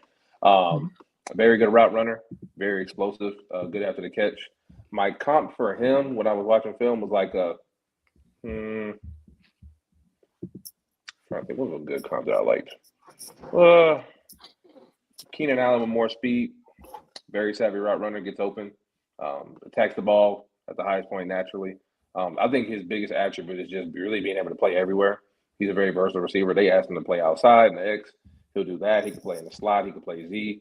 I think there's really not a weakness to his game, honestly. He's probably going to run when he tests. He's probably going to run a 4.4, maybe 4.3 if he tests good, but I think he's definitely a 4.4 guy. I think the only thing that questions about Tyson for me would be that make me hesitant about picking him would be the injury history. Missed a lot of games the last couple of years. But as far as like an overall receiver, he really does everything. For our group, I think Tate would be a better fit because we either don't have any true X's. I think we have Z and slot receivers already that can do a lot of things he does. But I would not be mad at the pick because he's an explosive receiver, and any more weapons you can give Mahomes would be a good asset to him. So I wouldn't necessarily be banging the table for Jordan Tyson, but I do like him as a prospect. But he's not my first receiver off the board, but I love everything about his game. So he really does everything you can ask a receiver to do. So catches the ball, runs good routes. He's savvy, he's smart. He's tough as nails too. Could take a hit over the middle too. But I think naturally there's some other guys I would like more for our offense particularly. But I do like Jordan Tyson as a player, just not loving him for us particularly. DG, how do you feel about Jordan Tyson? I haven't dived into much film on him, but I do think that I honestly think it's between him and Tate. He'll probably be the first, probably be one of the first receivers taken off the board. I've seen a lot of mocks where he's arguably the first receiver taken off. So definitely would like to dive into a little bit more film and watch a little bit more from him or whatever. So, but ultimately, what I'm seeing right now, I don't see why he's not going to be one of the first receivers taken. Obviously, shows great awareness, good routes. And if he can play versatily anywhere in any position, slot, X, Z, or whatever, he's definitely going to find his way onto somebody's team and make a huge impact. Yeah, he's a little bit more of a scheme agnostic, kind of fit diverse type of guy. Like you said, he can do a little bit of slide, can do obviously the X outside wide receiver type of stuff. Certainly can do the Z stuff. Better yards after the catch. Not as great as Tate as far as the catch point stuff, but I do think he's still very good as far as that aspect of his game is concerned. Probably a little bit more of an explosive and shifty route runner as well, which certainly adds to his game from that aspect. So really good target. And honestly, again, getting into the conversation after some of the defensive linemen, I would say not some of specifically David Bailey and then the guy I'm about to talk about. Getting into the Tate and Tyson, that he's in that range as far as offensive playmakers, certainly with Sadiq and Love as well. So that I would very much be happy with at number 9. So with that being said, I will go to the other guy that I just made an allude to, and saying that I would love to be able to bring in here a guy that also played in the college football quarterfinals, Mr. Ruben Bain Jr., who is also going to be playing in the college football semifinals on Thursday night versus who are they playing? Miami is playing Ole Miss. Ole Miss. There it is. Yeah, he's playing Ole Miss. A guy that plays with power. Yes, Mr. T-Rex Arms himself. 6'3", about 275. A guy that has the ability, the versatility to play a true even front edge or reduce down if you so choose, especially on late downs, in my personal opinion. I think that's really the best way to probably use him and project him, that he would be a guy that can play the run certainly from the outside on the edge at a high level, and then you can reduce down inside and have him rush if you so choose, or just let him rush off the edge because he still has the power, speed, and bend, in my opinion, to be a force as far as that aspect is concerned too. So I love watching this kid play. The violence, I understand that he will have the length concerns. I understand them completely. To me, when you have this tape, I don't care that much, truthfully. And don't get me wrong, there were some matchups that will give him problems because length is a real thing that teams measure for a reason. I want to be perfectly clear about that. It's not like it's just something that it's a threshold and nobody really cares about. No, it does matter. And it shows up when you have to play against certain athletes, especially at the tackle position. But the hand usage, the motor, the power that he plays with, really impressive on a consistent basis from Ruben Bain Jr. And it would be a guy that I'd be really happy with, certainly at number 9. Would be over the moon to get him and add him to this defensive line room. Any thoughts on Bain? Spags is going to think his arms are too short. What do you think is more likely, that Spags thinks his arms are too short or that Bailey is too slight? His arms are too short. Oh, okay. He's going to say no to both of them, but these are Delulu lands because I want either one of these guys. If we pass on Bailey or Bain, I will be crashing out on this. I would throw my phone. I will crash out on the board, and we said no. If we pass on Falk or Woods at number 9 and take an offensive playmaker, I will not. Yeah, but I will crash out if we pass on Bain or Braley. That's absolutely just how I feel right now. Absolutely. So tune in. Make sure you guys are with us with the first night of the draft. It's gonna be a show, boy. Bring your popcorn on that one. DG gonna be lit. It certainly and we is. picking at 9s, and we ain't gotta wait. This is the first time we ain't had to wait like a whole 3 hours for us to pick. We're gonna be picking quick this year. It's gonna be something. DG, close it out with another argument for the Lululand again. Talent in the We're draft. back to the Lululand. Caleb Downs, man. Do I gotta say much? Like,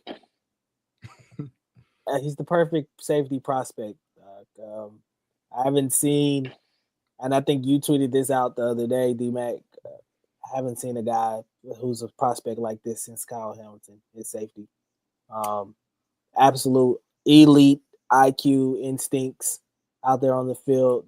I think this kid, from day one, bro, I think he's going to come in and make a massive impact to any defense that he goes to. He's a day one starter, and I think that's been shown as far as what he's been able to do with Matt Patricia in the positions that he's put him in. He is the quarterback out there on that defense for Ohio State this year. Can get guys lined up correctly. Is always in the right space, right point in time. Playmaking abilities, man, can come down in the box.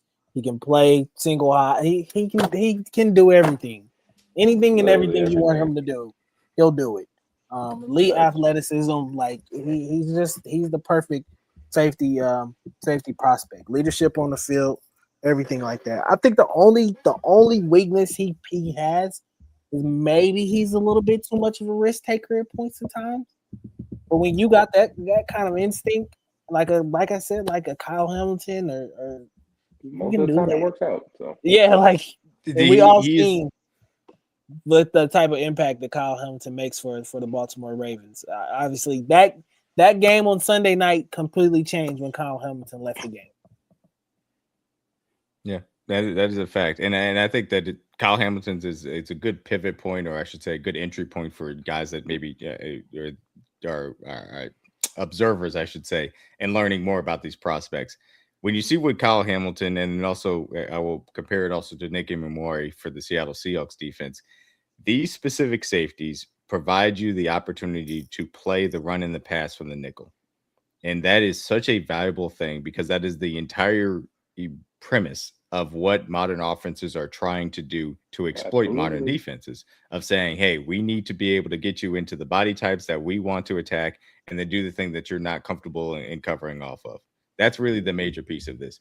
Caleb Downs being able to be physical from a slot position and certainly running the pipe from the safety position to be able to defend the run, as you'll see on these two plays in which he causes fumbles on Malachi Tony, who's one of the best freshmen in the entire country. He does that so well that it's a massive piece. And then he has incredible coverage instincts, and he could play true man-to-man versus tight ends and slot wide receivers. The versatility there is everything that you would want in this type of safety prospect. I think he's a better cover guy than Kyle Hamilton, less physical than Kyle Hamilton. He's not going to be a true nickel backer in a way that Kyle Hamilton certainly was. But what he brings to the table is special for what a defense really wants to be built out of, and what the best defenses can do as far as their versatility in covering the run and the pass. And so that's why he is one of the best true talents in this draft, and why it would probably be very unlucky, or I would say it's very unlikely that he ends up getting to number 9. But for us, like the way we felt about Tyrann Mathieu when he pulled up in 2019, I get those same kind of vibes with Caleb. Like literally, you can play him everywhere. Middle of the field, dime, slot. If we want to go big dime and backer, deep safety, in the box, he plays. There's really no weakness to his game. So a leader of a defense, a guy that can call a defense, that's Caleb Downs. And I'm not even going to say that he's better than Tyrann, because I thought Tyrann was a special play, of course. But I think he's a little bit more physical than Tyrann. Because he's bigger. College, he could probably do more just because he's a bigger dude. He's bigger. Kyle's the linebacker type because he's 6'4". Caleb Downs is more compact. It's like this, there's a sliding scale of Kyle Hamilton, then Caleb Downs in the middle, and Tyrann Mathieu. But the premise is, can you cover in man coverage versus tight end and slot wide receivers? Yes. Can you defend the run out of the slot nickel or from the safety position? Yes. can you be a difference maker with your ball instincts to be able to take the ball away? Yes, he has all three of those specific elements that is incredibly important to modern defenses, and that's why he is going to be one of the most coveted players in this National Football League draft as well. So awesome player to say the least. So that's our primer. We covered, pretty much the most popular players that you're going to see. Obviously, all the mock drafts that are going to continue to come out over the next few weeks. And I wanted to hit on those guys because I think those are the ones that, have somewhat possibilities of being there when the Chiefs pick, but more specifically fit what the Chiefs need to be going after, where it's offensive playmakers like Jordan Tyson, Carnell Tate, Kenyon Sadiq, Jeremiah Love, or you're talking about the guys on the defense that are really impact playmakers, certainly along the defensive line, like Peter Woods, Kedrick Falk, David Bailey, Ruben Bain Jr., and then, of course, Caleb Downs, who is a special player, especially from the DB position. So we'll, again, talk more about these prospects and a whole lot more as we get into our scouting series and certainly as we get into the combine. But we did want to give you a little bit of a top prospect preview as far as that aspect. I am hyped the fact that we picked early this year. That's kind of dope. It's not just in the first round. It is. We are picking in the also second round too. We got pick 40. We're picking 8th in the second round, which will be pick 40, and then obviously picking 10th in the third round, and so on and so forth. So being able to pick earlier in these rounds obviously gives you more access to higher prospects, and also, in my opinion, makes it more realistic to try and get some trade back scenarios if you want to add extra capital. Right. It provides you with some opportunities to move around the board a little bit differently than you had previously. So it's going to be a lot of fun during draft season, even if the fun in season had to be taken away as far as that aspect is concerned. So finish this out just to get us on out of here. NFL playoffs do start for the first time in 13 years. 14, yeah. We haven't made the playoffs since 2014. So 12 or 13 years without the Kansas City Chiefs. And as a result, we do have a bracket to pick based on the teams that are still alive. So obviously, let's just go ahead and go through and try and get this done. Chargers, Patriots. I think we're all picking the Patriots, I assume. Patriots. Right. Man, give me the Chargers. Now I'm playing. They ain't picking no lightning bolts. Man, they ain't got no tackles, and I'm playing. They probably, if they lose to Justin Herbert, oh boy, they could win that game. But I'm picking the Patriots. Patriots. We got the Josh Allen Bowl down in Jacksonville. Duval. I think the Jaguars are a really balanced team. I do think that they are the best team in the AFC right now. I'm going to be picking them in this game. Do you guys have a disagreement? Round one for them, for sure. They would have rather put anybody in the first round than the Jaguars. You got the Bills. Okay. The Jags. He bet. Look, been saying it. DG just pushing a narrative. He don't think the Bills gonna win. No Lamar, no Mahomes, no Burrow. You have no excuses, none whatsoever. But DG, if you go to Jacksonville and you let Trevor Lawrence outplay you and beat you, Sunshine Boy. There will be conversations to have. No, it's not. Darryl Lobster going to say his defense isn't that good. I will say this, read the Josh Allen thing, and I said it whenever anybody's asked me as well. I do not believe that Josh Allen can get worse in my standing as far as whatever happens in these playoffs. I don't think that he's going to stop being a top 3 or 4 quarterback in the National Football League for me personally. If you want to be best in the world and have that crown, then you need to be playing football in February, though. So guess what? Go out there and win this game if you really want to get that talk. Otherwise, I'm not listening to any shape, form of it. I don't want to hear it. You got to, at the very least, play football in February before you can even whisper in that talk in my personal. On paper, though, the Jags should win this game. Same thing like New England. They should win the game, but it wouldn't shock me if the Bills win. I'm taking the Bills to cover. Jags win. Taking the Chargers cover. Patriots win. And then we go next year. Chuck said they calling in the special refs, so we'll see. He ain't lying. If they come down to one possession, they probably will. I hope we. I mean, are we all taking the Texans? Texans, man. I'm not kidding around with those. Okay. It don't matter who this game was. Yeah. Bears, Packers. This is the toughest game to pick. It's a rematch 3 times. Micah, give me the Bears, man. Yeah, my heart wants to say Packers, but my mind is telling me Bears. Yeah, they can run the ball, man. Anytime you can run the ball, defense travels. Caleb has shown he can make comebacks. They don't care about being down 7, 10, 4, 16 points. Don't matter. They come back and find ways to win games, man. I also think them being healthy at at the right home time. helps out a lot too. Absolutely. And the Packers haven't been the best running football team. They just lost their best pass rusher. Rashawn Gary really hasn't stepped up the last few weeks like I thought he would. And Devontae Wyatt has been a huge loss for them too. Like DJ Moore, Roma Dunze, Luther Burden, Colston Loveland. Packers ain't got a goddamn answer for all them weapons at corner. So give me the Bears for sure. Niners, Eagles. To me, Niners, Eagles is the toughest one to pick. I think that the Niners scheme up some shit, man. I think the Niners defense is a little bit issue. Is a lot of an issue, I should say. But the Eagles offense doesn't necessarily do the right things to take advantage of it. But still, they have the talent that they could just out talent them to get it done. The Niners offense was rolling, but the Eagles defense is very good. So I favor the Eagles a little bit just because they're at home. Where do you guys feel about it? Yeah, it wouldn't surprise me if the Eagles lost, but I'd probably, my head's probably telling me to pick the Eagles. Yeah. Rams Panthers rematch of the Rams losing in Carolina. Yeah. Rams. Okay. I'm not about to. Yeah. We ain't about to entertain this. I have no faith in Bryce Young, especially after what I saw last and they played them literally same place, rematch, same spot. They about to beat the as long as Matthew Stafford and them take care of the ball, they'll be fine. Yeah, as long as he just don't throw picks and give them chances to stay in. The spread's 10.5. So even they think they about to get whooped. They may cover the spread. They may lose by 10 just because they're an NFL team, but the Rams will win that game comfortably for sure.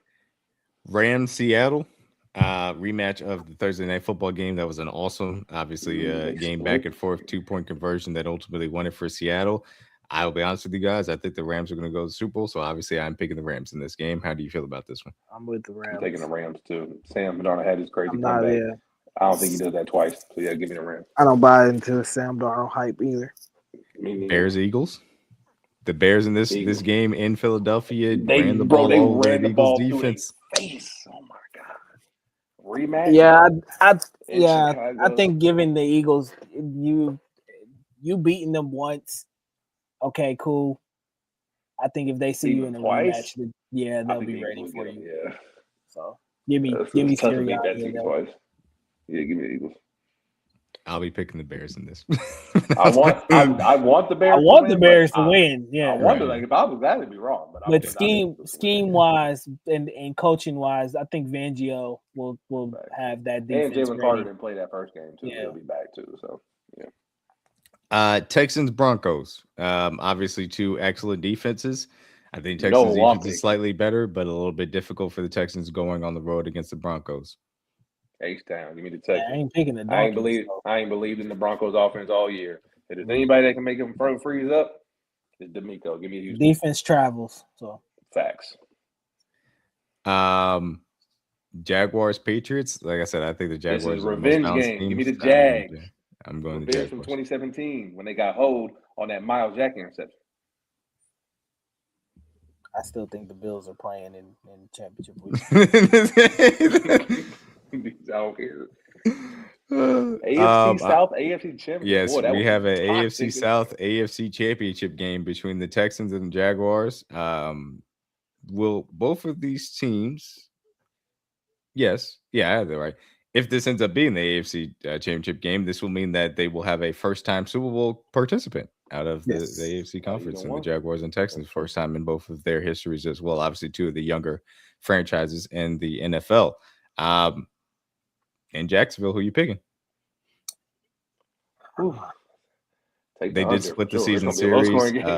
It was a low-scoring game the first time, a little bit higher scoring the second time, in which the Texans pulled it out. I'd probably take the Jags. I love D'Amico in them, but I think the Jags are probably the more balanced team, in my opinion. They have the better offense. I'll probably go Jags too, because both defenses are elite, so it's going to come down to the quarterback play. I love CJ, but if Trevor keeps doing what he's been doing this year, he should win this game. Jacoby Myers has been an absolute dog for facts. And I think he would make some big plays in this game. Absolutely. And Parker Washington's been their best receiver the last month, ironically. Yeah. I think that they have a diversity of weapons. It's like, they have a lot of guys. So and you need Liam that. Cohen and Trevor are like this right now. They're in sync. Yeah. Trevor's not really making too many mistakes. So, yeah, give me the Jags for that one. You need that versus the Texans to have success. I will also be picking the Jaguars, but it could very much. That Texan defense could just pull them through. Rams Eagles, a rematch of the divisional round from last year. Yep, divisional round last year that obviously turned into a snowball. I think the Rams are better equipped this time to go out there and beat Philadelphia, and they had their chances obviously last year. Assuming Devontae Adams is still healthy throughout these playoffs, of course. Where are you guys going? Rams. Go Rams. Devontae Adams makes all the difference. They had the game won this year. The field goal don't get blocked, so they put themselves in position to win. And they really should have won the game last year in the snow. If Puka didn't drop the ball when it was like -2 degrees outside. So as long as it ain't a snow blizzard outside, I'm taking the Rams. And you got Devontae Adams. It's just a different game changer. So Rams Jaguars Super Bowl in San Francisco. I guess Santa Clara, whatever. Rams been there before, man. Stafford gets his walk-off swan song. Yeah, Big Stafford rides off to the sunset. He walks off and gets his ring. MVP, 2-time. He gets his MVP, 2-time champ. Probably walks in the Hall of Fame. I think that's a good way. Definitely would solidify a Hall of Fame career for Stafford. Second ring certainly would. And a Super Bowl MVP all in the same year at 37? That's a easy Hall of Fame walk-off for sure. I think they're going to give May the MVP, but we'll see. At the very least, he'll get an All-Pro though. So, May should get it, but I think they're going to give it to Stafford. But we'll see. Yeah, lifetime huge. We'll see. It ends up happening. But this will be our playoff bracket predictions. I believe we really only dissented on the Bills and Jaguars' existence. So I suppose that we dissented on the entirety of the AFC playoffs, according to DG. But that's what we have for ours. Do sit back and enjoy, obviously, the college football playoff this weekend. We gave you a little bit of a preview of some of the guys that will certainly be playing in that game. There are plenty of prospects, so look out for me, DG, and CJ's Twitter, and certainly Trey's. Obviously, we know how heavy the redshirt guys are going to be in, and they'll be. You guys are having a pod tomorrow night, right? Yes. Yeah, and obviously, I'm sure that a college football playoff preview will be a part of that, and certainly some prospects to watch will be a part of that as well. So make sure you guys tune into that. Obviously, enjoy the playoff games this weekend. 1 or 2 games on Saturday, 3 games on Sunday, another game on Monday. We'll be back on Tuesday talking about some of the coaching news, obviously seeing what ends up happening as far as the playoffs are concerned. And we'll be talking about a little bit more about the roster preview. And then we've got some Hunter Norzad tape that was left over that I do want to get into a little bit as well. Anything before we go ahead and get out of here, guys? No, man. Enjoy stress-free playoff football. You know? Yes. Sit back, watch some good teams. Yeah. Get your hate watch on. Get your watch. Hey, look, we got whatever you take. You know what I'm saying? We got an AFC West team playing. Hate watch them. We got the Bills playing. You can hate watch them. You can hate watch the Steelers for everything that happened in the 2000s. I will be personally doing that as well. We can hate watch the Eagles, though I don't think that's necessarily going to work out this week. We may have to wait a week. It's just me, and obviously we'll have to wait a week to hate watch the Donkeys, but I do believe that we will be satisfied as far as that ultimate outcome too. So definitely enjoy the playoffs, y'all. Definitely enjoy the college football playoffs. Appreciate you guys for coming in. Next time, peace out. Go Chiefs. Peace.